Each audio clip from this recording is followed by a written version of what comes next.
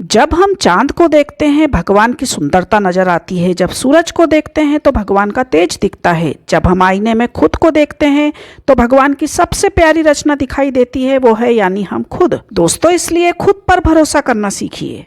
दोस्तों, आज हम देखने वाले हैं फूटे घड़े की प्यारी सी कहानी। ये कहानी पुराने जमाने की है। एक किसान था जो रोज सुबह सुबह अपने कंधे पर एक डंडा रखता, उस डंडे पर 2 घड़े लटका लेता, तालाब से पानी भरकर अपने घर तक लाता।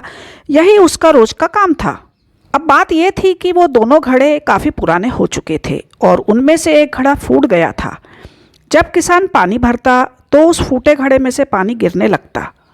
किसान जब घर पहुंचता तो 2 घड़े पानी की जगह सिर्फ 1.5 घड़ा पानी ही पहुंच पाता। जो घड़ा सही था उसे इस बात पर बहुत घमंड था।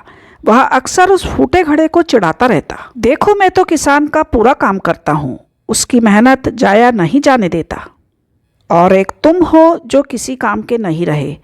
किसान को जब सच का पता चल जाएगा तो तुम्हें फेंक देगा और नया घड़ा ले आएगा। ये बातें सुनकर फूटा घड़ा बहुत दुखी रहने लगा। उसे लगता, बेचारा किसान इतनी मेहनत करता है लेकिन मेरी वजह से उसका आधा पानी रास्ते में ही बर्बाद हो जाता है। आखिर मैं किस काम का हूँ। एक दिन उसे रहा नहीं गया।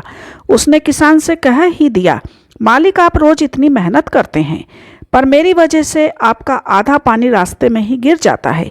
अब वक्त आ गया है कि आप मुझे छोड़ दीजिए और कोई नया घड़ा ले आइए। हाँ, बुरा जरूर लगेगा पर सच तो यही है कि मैं अब किसी काम का नहीं रहा।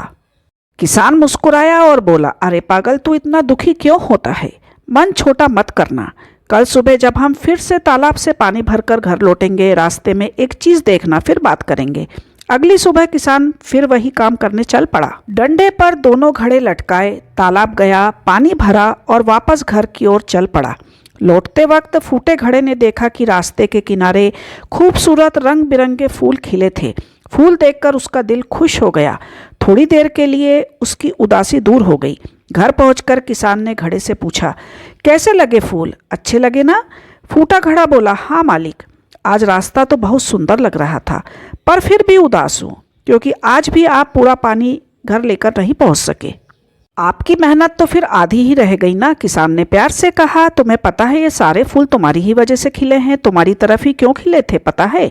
क्योंकि मुझे बहुत पहले से मालूम था कि तुम फूट चुके हो। इसलिए मैंने क्या किया, बाजार से बीज लाया और पूरे रास्ते में जिस तरफ तुम लटकते हो वहाँ बीज बो दिए। जब भी तुमसे पानी टपकता वो बीज सींच जाते और धीरे धीरे वहाँ इतने सुंदर फूल उग आए। रास्ता सज गया, वो भी तुम्हारी वजह से। रास्ता सिर्फ सजा ही नहीं है, मैंने उन फूलों को बेचकर पैसा कमाना भी शुरू कर दिया है। मुझे तुम्हारी कमी पता थी लेकिन मैंने उस कमी को ताकत बना दिया। दोस्तों, ये कहानी सिर्फ उस फूटे घड़े की नहीं है बल्कि हमारी जिंदगी से भी जुड़ी हुई है। दुनिया में कोई भी इंसान परफेक्ट नहीं होता है, हर किसी में कुछ ना कुछ कमी होती ही है। लेकिन अगर हम उन कमजोरियों को पहचान कर उन्हें अपनी ताकत बना लें तो हमारी अहमियत एक साधारण घड़े से भी कहीं ज्यादा हो सकती है।